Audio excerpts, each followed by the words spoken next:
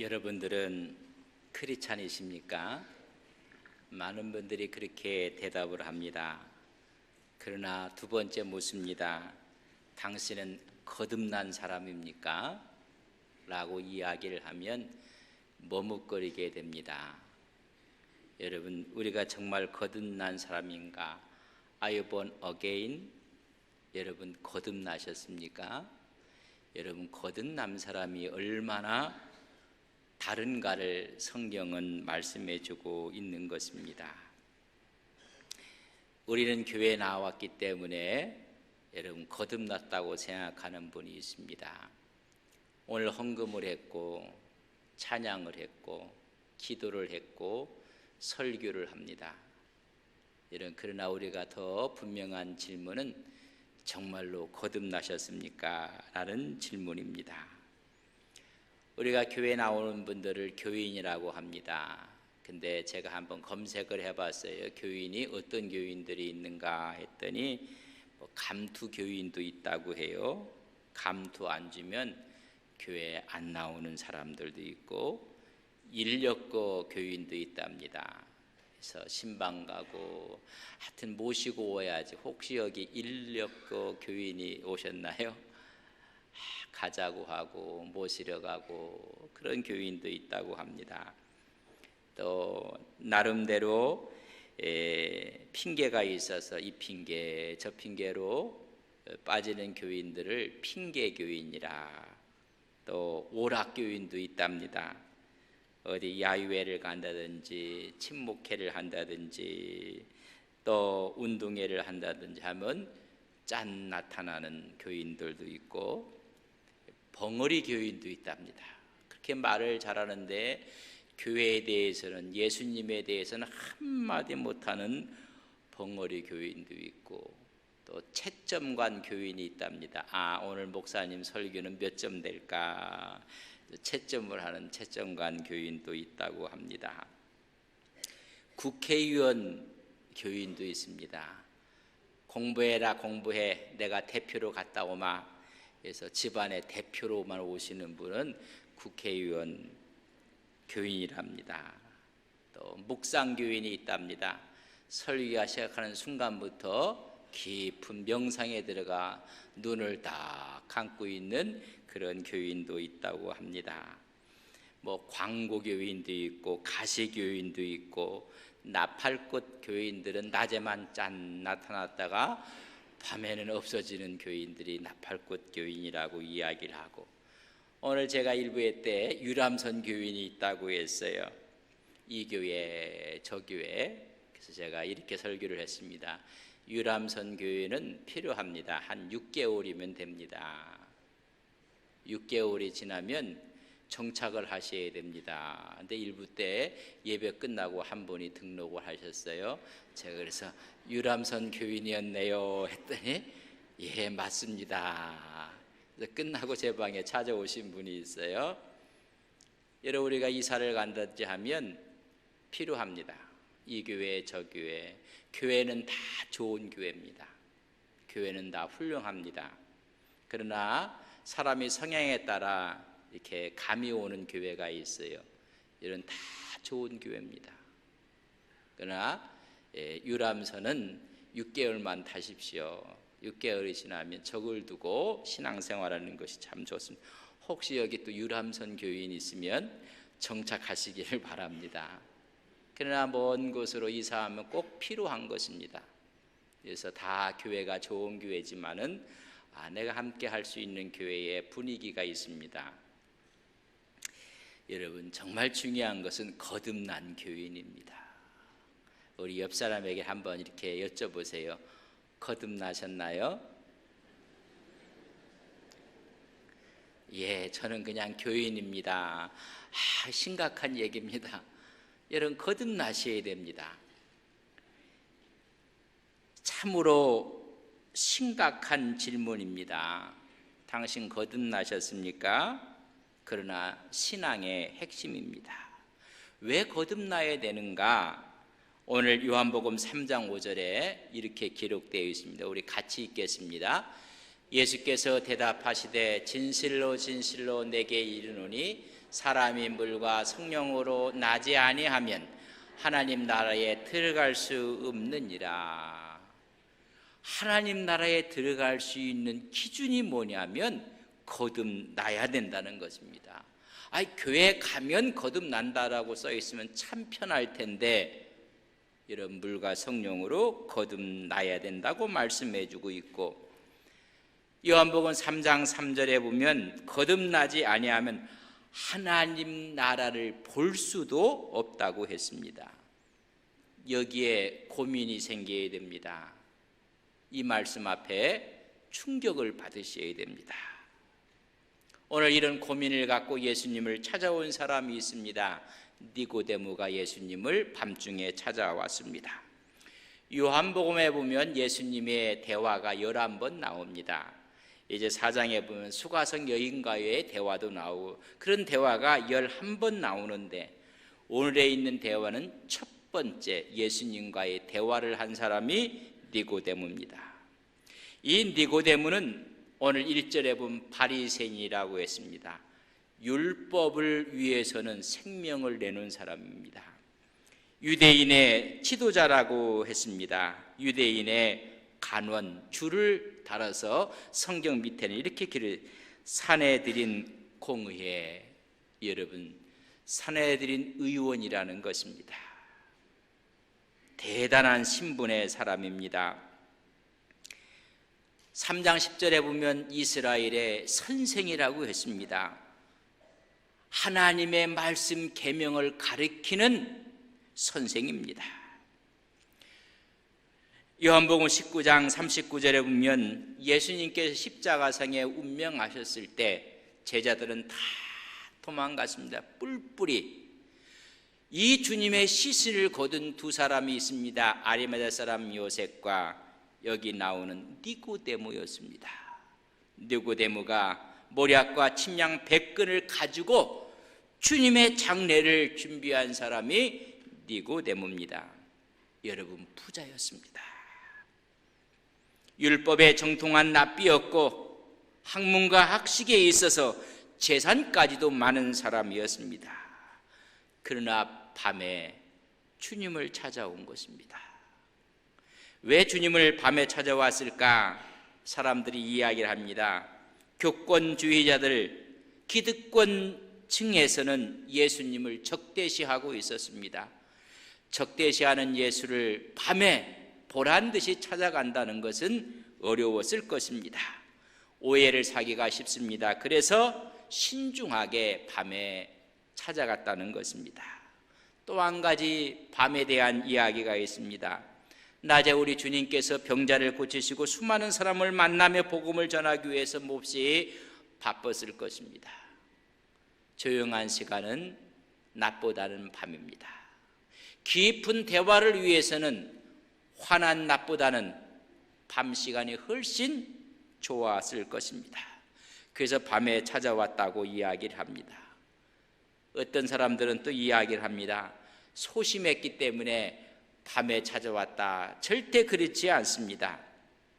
대제사장들과 바리새인들이 예수님을 꾸짖고 재판 없이 오히려 판단하고 있을 때 니고데모가 담대하게 듣지도 아니하고 전후 사정도 알아보지도 않고 판단하는 것은 잘못이라고 이야기를 합니다. 요한복음 7장 50절 51절에 있는 말씀입니다. 좀 전에 말씀을 드린 것처럼 제자들은 다 뿔뿔이 도망가고 말았습니다. 예수님의 시신을 거두기 위해서 용감하게 찾아갔던 사람이 니고데모, 요한복음 19장 39절의 말씀입니다. 특별히 니고데모는 요한복음에만 3번 여러분 나오고 있습니다. 소심한 사람이 아니었습니다. 고민이 있어 밤에 찾아간 유대인의 관원이었습니다. 율법의 요구를 지키기 위해서는 자기 생명을 바친 바리새인이었습니다. 그러나 영혼에 대한 문제를 해결할 수가 없었던 사람입니다. 상담을 하기 위해서 주님을 찾은 것입니다. 이 사건이 놀라운 사건입니다. 이 당시에 예수님의 나이는 30입니다. 여러분, 니고데모의 나이는 몇 살이었을까요? 공의원이 되려면 최소 나이가 40입니다. 그렇다면 최소 나이를 생각해도 예수님보다 10살이 위인 연장자였습니다. 그는 율법 교육을 받은 사람이었습니다. 이스라엘의 지도자였습니다. 예수님은 정식 납비 교육을 받지 않은 사람입니다. 그리고 자기보다도 나이가 어렸습니다. 이런 대단한 사람이 예수님을 찾아 나섰다는 그 자체가 여러분 기적입니다. 그가 예수님을 향해서 납비라고 얘기합니다. 납비여, 하나님께서부터 오신 분인 것을 제가 압니다. 하나님과 함께 하시는 분인 것을 내가 압니다. 성전 청결의 그 권위를 보고 이런 표적을 보고 나서는 이런 일은 하나님께로부터 오신 선생이며 하나님과 함께 하시는 분인 것을 압니다 라고 주님을 찾아오셨습니다. 우리 주님께서 찾아온 니고데모 대단한 사람에게 한 말씀이 3절입니다. 진실로 진실로 내게 이르노니 사람이 거듭나지 아니하면 하나님 나라를 볼 수 없느니라. 여러분, 중생에 대해서, 거듭남에 대해서 그 도를 말씀하고 있는 것입니다. 왜 거듭남이 이렇게 중요하고 필요한 것인가? 하나님 나라를 들어가느냐 안 들어가느냐가 달려있는 관건입니다. 거듭난 사람이 하늘나라에 가는 것을 우리는 믿습니다. 그렇기 때문에 이 거듭남이 그렇게 중요했다는 것입니다. 우리 예수님이 11번의 대화 가운데 첫 번째 대화, 여러분, 정말로 잘 나가는 사람, 대단한 사람과의 대화의 첫 번째가 중생에 대한 이야기였습니다. 거듭난다의 거듭은 아노덴이라는 단어를 썼습니다. 아노덴은 꼭대기에서부터, 위에서부터, 다시 말하면 하나님께로부터 나야 되는 것이고, 처음부터 나는 것이고, 완전히 철저히 나는 것이고, 다시 나는 것이고, 두 번째 나는 것입니다. 종합해 보면 하나님께로부터 새롭게 태어나는 것을 말합니다. 하나님에 의해서 새롭게 태어난 그 사람이 하나님 나라를 볼 수 있고 들어갈 수 있다는 것입니다.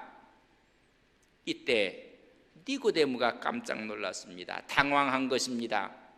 율법을 지켜야 될 거라고 말씀을 할 줄 알았고, 가장 중요한 율법에 대해서 말씀하실 줄 알았더니 거듭남에 대한 이야기를 하는 것입니다.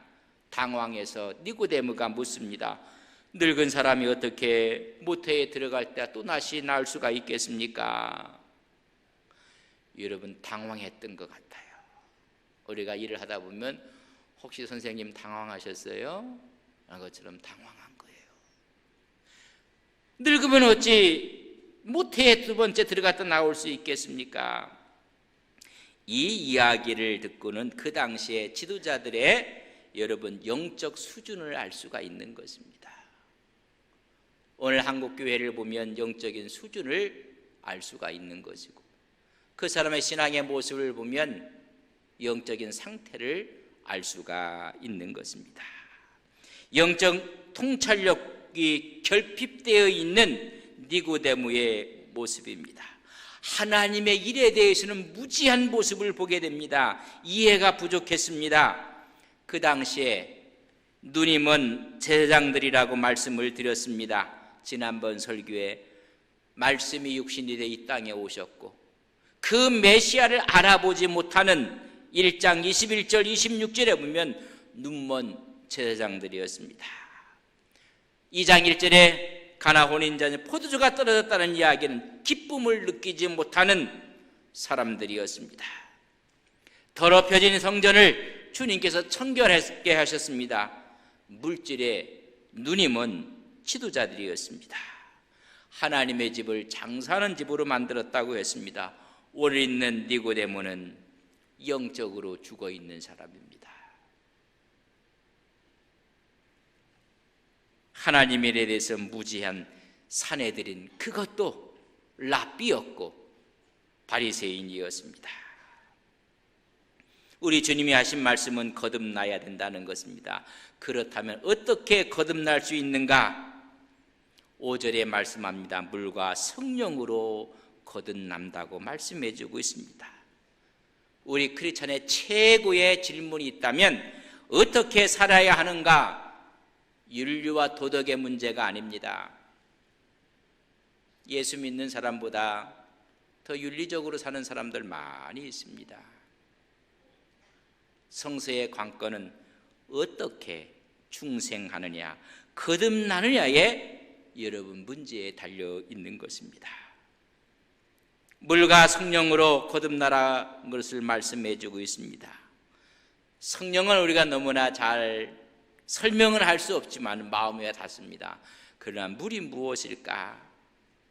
물을 많은 사람들이 세례를 의미한다고 이야기하는데 그렇지 않습니다.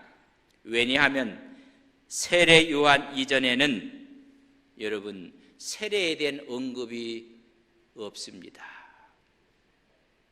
그렇다면 물은 세례를 의미하는 것이 아닙니다. 오늘 세례받지 않는 그룹들도 있습니다. 제가 알기로는 퀘이커 구두들이 세례를 받지 않습니다. 구세군들은 오히려 병사 입대를 합니다. 또한 십자가상에서 회개했던 강도는 오늘 너는 나와 함께 낙원에 있으리라. 여러분 세례받지 않았습니다. 우리 예수님께서 천국에 들어가는 것이 세례라고 이야기했다면 우리 주님이 세례를 베풀으셨을 것입니다. 그러나 예수님은 세례 주신 적이 없습니다. 4장 2절에 보면 세례에 대한 이야기가 많이 나오지만은 모두 제자들이 세례를 베풀었다고 말씀해 주고 있습니다. 바울도 이야기하기를 고린도 사람들에게 그리스도와 가이오 외에 내가 세례 주지 않은 것을 감사하노라. 고린도전서 1장 14절에 말씀해 주고 있습니다. 그렇기 때문에 물은 세례의 의미보다는 말씀입니다. 여러분 요한복음 4장 14절에 보면 그 말씀에 대한 이야기를 성경에 몇 군데 찾아보겠습니다. 4장 14절 같이 읽습니다. 내가 주는 물을 마시는 자는 영원히 목마르지 아니하리니 내가 주는 물은 그 속에서 영생하도록 솟아나는 샘물이 될 것이냐. 그 물은 말씀을 상징하고 있는 것입니다. 시편 119편 50절 말씀을 같이 봅니다. 이 말씀은 나의 고난 중에 위로라. 주의 말씀이 나를 살리셨기 때문에 말씀이 살리시는 것이고 말씀이 살게 하는 것입니다. 고린도전서 4장 15절 말씀 같이 읽습니다. 그리스도 안에서 일만 스승이시되 아버지는 많지 아니하니 그리스도 예수 안에서 내가 복음으로서 말씀으로서 너희를 다시 낳았느니라고 말씀해 주고 있습니다. 야고보 1장 18절 말씀도 같이 읽습니다. 그가 그 피조물 중에 우리로 한 첫 열매가 되게 하시려고 자기의 뜻을 따라 진리의 말씀 우리를 낳으셨다고 말씀해 주고 있습니다. 마지막으로 베드로전서 1장 23절을 함께 읽겠습니다. 너희가 거듭난 것은 썩어질 씨로 된 것이 아니요 썩지 않을 씨로 된 것이니 살아있고 항상인 하나님의 말씀으로 우리가 거듭나고 새롭게 낳는 것은 신생 하나님의 말씀이라는 것입니다. 하나님의 말씀으로 새로워지는 것, 거듭난다는 것입니다. 그렇다면 거듭났다는 의미는 무엇일까? 많은 사람들이 거듭남을 오해하고 있습니다. 첫 번째 오해는 그 사람의 생활 방식이 개선된 변화된 모습을 보고 거듭났다고 오해하는 것입니다. 여러분, 거듭난다는 것은 생활 방식의 개선을 말하는 것이 아닙니다. 이 생활 방식은 바깥 사람과의 관계를 이야기합니다. 내면이 아니라는 것입니다. 아, 저 사람은 도덕적으로 흠이 없고 윤리적으로 선한 사람이야, 그래서 거듭난, 그것을 의미하지 않는다는 것입니다. 만물보다 심히 부패하고 거짓된 것이 사람의 마음인 것입니다.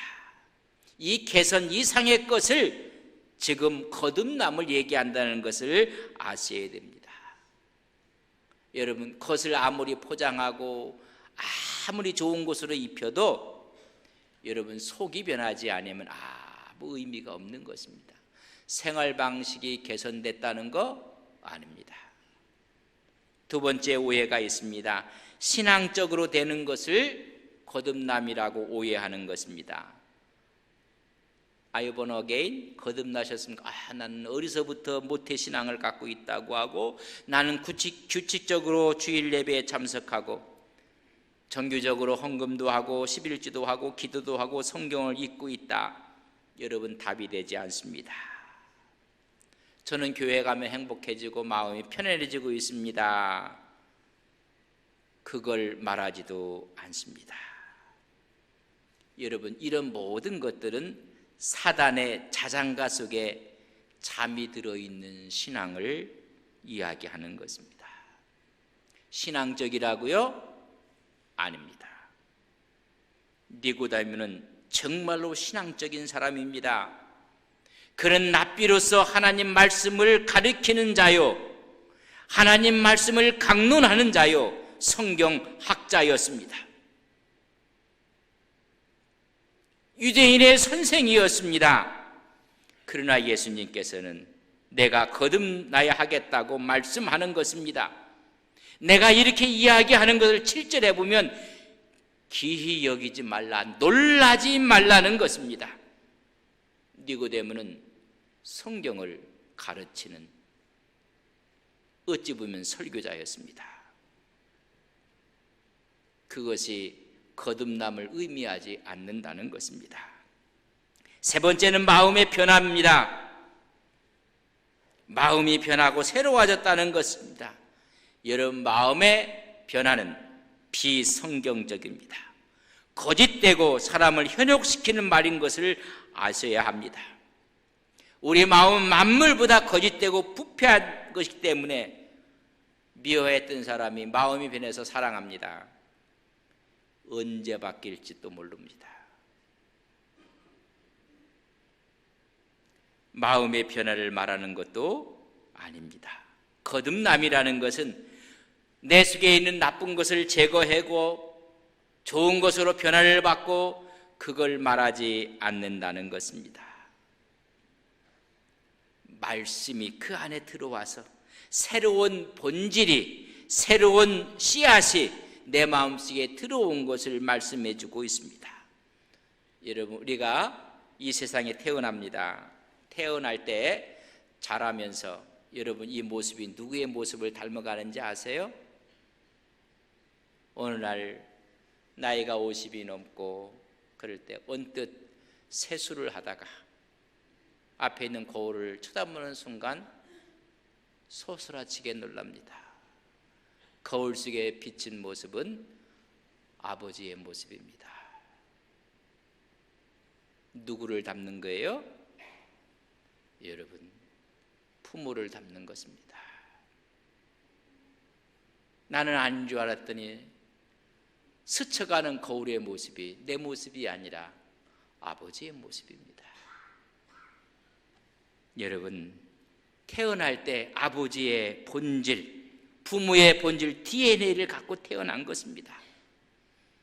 그것처럼 거듭날 때 하나님의 본질, 하나님의 영적인 본질을 마음속에 갖고 있는 그 말씀이 있고 성령의 역사가 있어서 하나님의 성품에 참여하는 신의 모습을 닮아가는 것을 거듭난다고 이야기하는 것입니다.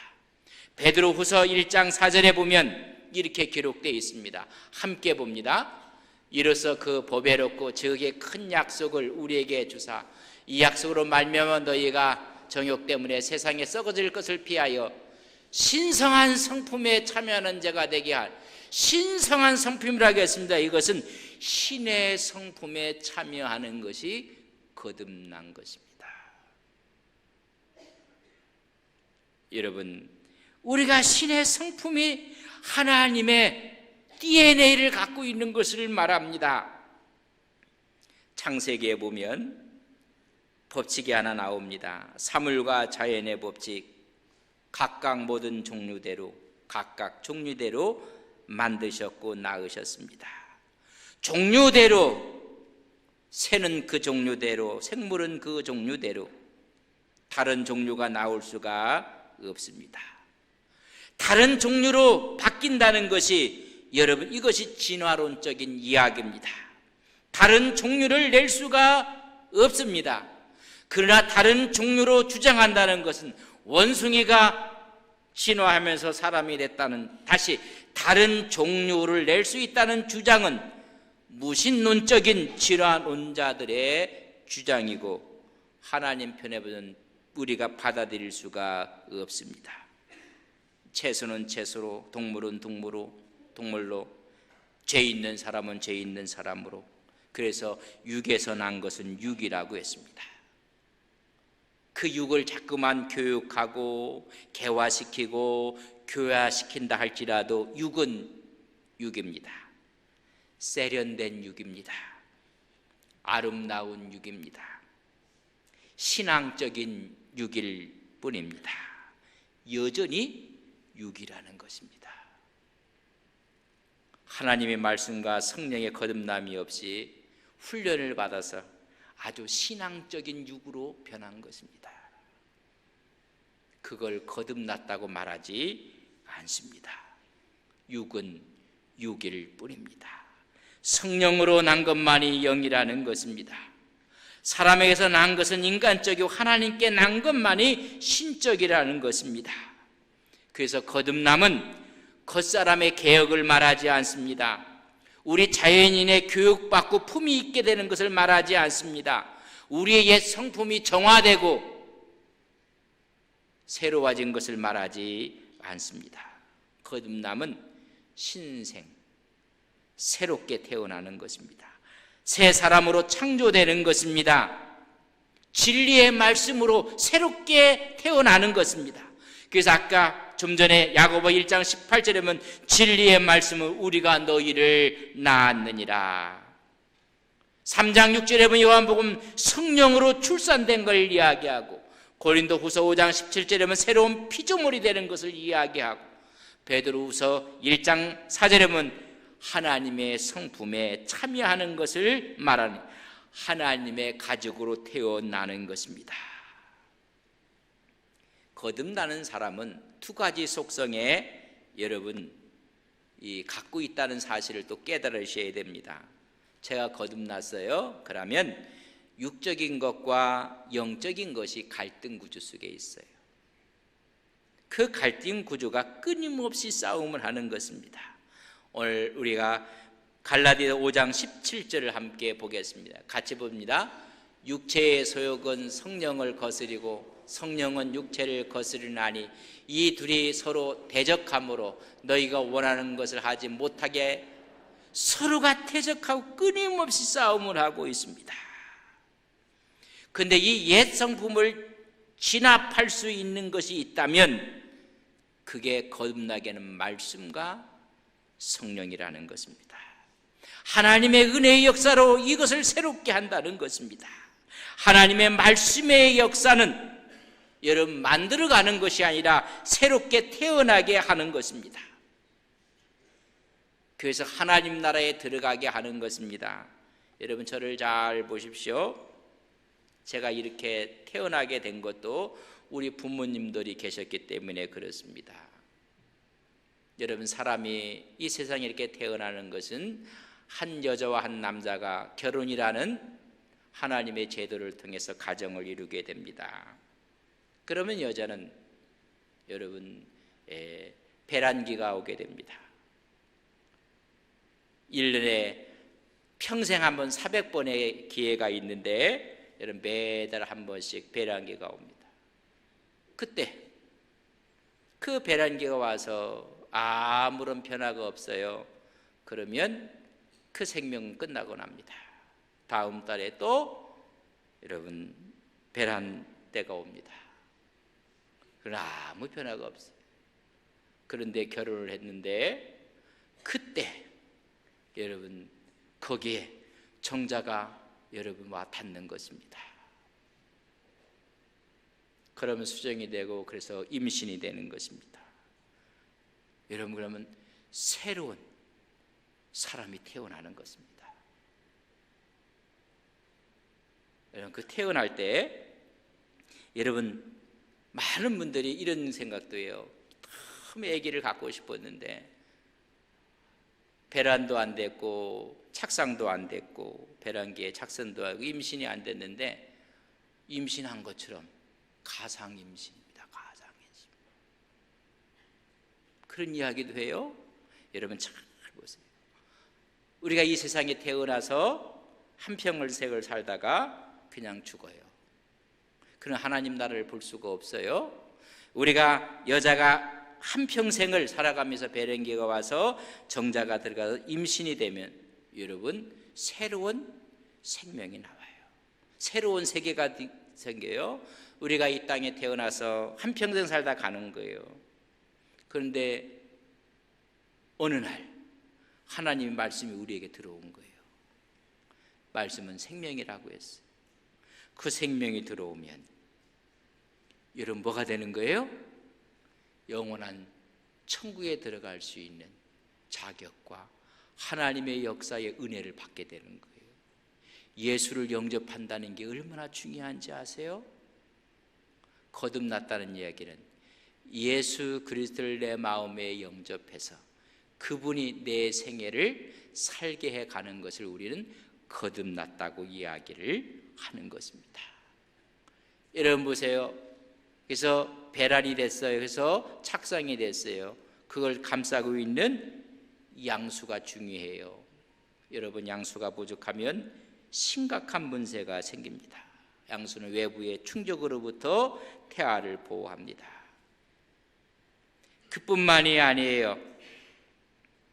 발육하는데 도움을 얻게 되고 양수가 적게 되면 여러분 태아가 변형이 생길 수도 있어요. 그리고 여러분 신체에 유착관계가 나타날 수가 있고 장애가 나타날 수도 있어요. 여러분 그것은 항균작용도 하고 체온도 유지하고 여러분 분만할 때는 윤활유 역할도 하고 양분이 원활하게 집중되고 공급되게 만들어요. 우리가 하나님 말씀을 받았어요. 그 역할을 성령께서 하시는 거예요. 근데 하나님 말씀을 받았는데 성령의 내주가 없으면 문제가 생기는 거예요.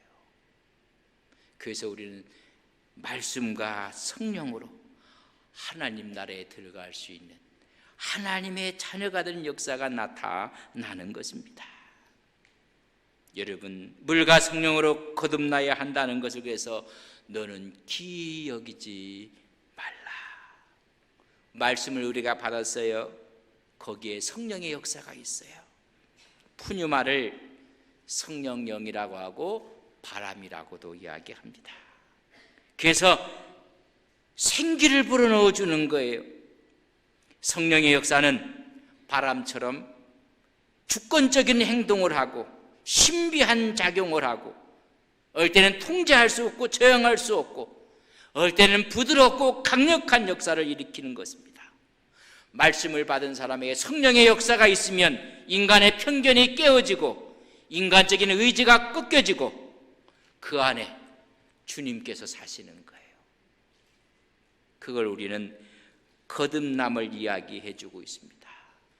성경학자에게 거듭나라고 말씀한 그 말씀의 모습을 우리가 알게 되는 것입니다. 그래서 완전히 하나님의 자녀로 그 안에 주님이 살아 역사하는 것을 말씀하고 있습니다. 그래서 크리스찬의 정의를 갈라디아 2장 20절에 이렇게 기록을 해 놓았습니다. 우리 갈라디아 2장 20절 같이 한번 읽겠습니다. 내가 그리스도와 함께 십자가에 못 박혔나니 그런즉 이제는 내가 사는 것이 아니요 오직 내 안에 그리스도께서 사시는 것이라. 이제 내가 육체 가운데 사는 것은 나를 사랑하사 나를 위하여 자기 자신을 버리신 하나님의 아들 믿는 믿음 안에서 사는 것이니라 말씀해주고 있습니다. 이제 내가 사는 것이 아니라는 것입니다. 내 안에 그분이 주인 되소서. 그래서 마지막 신의 성품으로 나타나는 것을 말씀하는 것입니다. 니고데모는 대단한 사람입니다. 여러분 사친연산을 아십니까? 수학의 공식들에 수많은 숫자를 곱해 나가요. 그러면 여러분 더하는 것보다 곱하면 엄청납니다. 9에다가 9를 더하면 여러분 18배밖에 안 돼요. 근데 9에다 9를 곱하면 9, 9, 81이 됩니다. 거기다 9를 더 곱해 보십시오. 숫자가 얼마나 많아질지. 수많은 것을 곱한해서 엄청난 수를 가진 사람이 여러분 니고데모입니다. 그는 부자였습니다. 관원이었습니다. 선생이었습니다. 그 중에 바리새인이었습니다. 그는 또한 수많은 돈을 가진 사람이었습니다. 예수님 눈에 봤더니 마지막 곱하기가 0이 돼버렸어요. 수많은 숫자를 곱했다가 마지막 곱하기가 0이 되면 그 답은 뭘까요? 계산하셔야 되나요? 우리 찬양대 얼마예요? 전문 용어로 빵, 제로예요. 제로. 난 대단한 사람이 왔는데 예수님으로 딱 보냈더니 곱하기 0이에요. 물과 성령으로 거듭나지 않았어요. nothing, 아무것도 없다는 거예요. 말씀과 성령이 우리의 모든 것을 다 살게 만드는 것입니다. 거듭나지 아니하면 하나님 나라를 볼 수도 없고 들어갈 수도 없다는 것입니다. 너는 마지막 그것이 0이기 때문에 너무나 멀리 있다는 것입니다. 거듭나지 않고는 신앙의 성숙이 없습니다. 거듭나지 않고 성장한다는 것은 계기가 되면 다 마지막 0이 돼서 없어지고 마는 것입니다. 여러분 마지막 처음 만남이 주님께서는 물과 성령으로 말씀과 성령으로 거듭남을 말씀해 주고 있습니다. 우리가 늘 주 안에서 말씀과 성령으로 거듭나서 하나님의 천국을 바라보고 천국의 주인공처럼 살아가시는 우리 온 성도님들이 되시기를 주님의 이름으로 간절히 축복합니다.